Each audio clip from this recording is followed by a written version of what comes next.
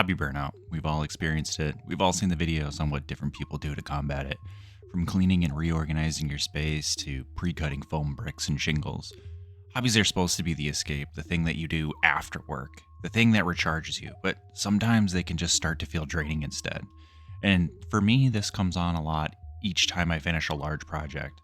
I put a lot of pressure on myself to make my big project exactly the way I want, and depending on how long I'm working on them, I start to feel completely depleted by the time it's done, and I always feel the need to take a break. But at the same time, I'm a very momentum-based person with all of the things that I do. When I look at my older large projects, for example, I made the tree from Divinity 2 in January of 2022. The next big project I completed was the Witcher diorama September 2023, and then after that was the bridge in August of 2025. These breaks always turn into extended absences if I don't keep the ball rolling. So what I've started doing is after every large project, I do something small, simple, and satisfying. This impact creator has been my favorite so far, and I'm definitely going to make more of these in the future. Some of the elements of this are very relaxing and calming. It's almost as if you're making your own puzzle and then putting it back together again. I wasn't happy with my first iteration of this because it was so rectangular that it didn't look organic. So I made it again, and here are some of the lessons that I learned. Start with a circle, find the center, then draw cracks outward from the center to the edge. Pick out the size of your crater, what you want to fit in it, and this will be your flat center. Label all of your pieces very clearly and heavily. I textured the pieces after labeling them, so a lot of the numbers were illegible, so make sure that you lay it on thick. Before texturing, take a picture of the pieces assembled flat. Looking for the numbered pieces based on a specific shape is much easier than just looking through them at random. When you start to glue, everything will be elevated and angled towards the center, building up as you move out. Glue the pieces at an angle as if they are being drawn towards the center.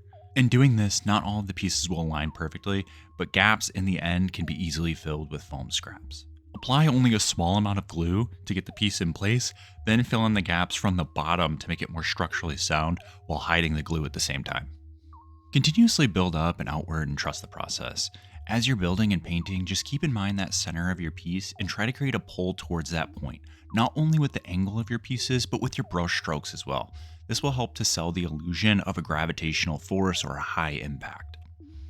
What I found in listening to hobby burnout advice is do really low pressure relaxing tasks.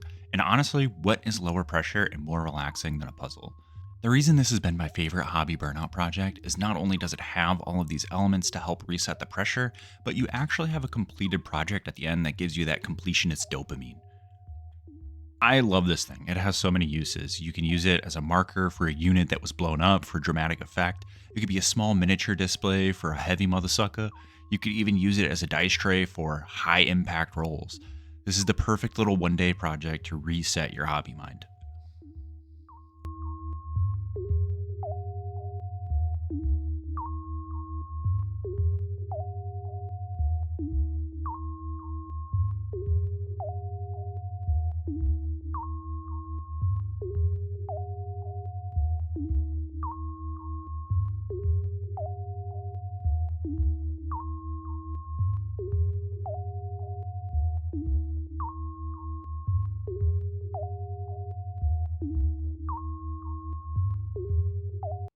Anyways, be sure to like and subscribe, drop a comment for the algorithm. Thanks for watching, and I'll see you on the next one.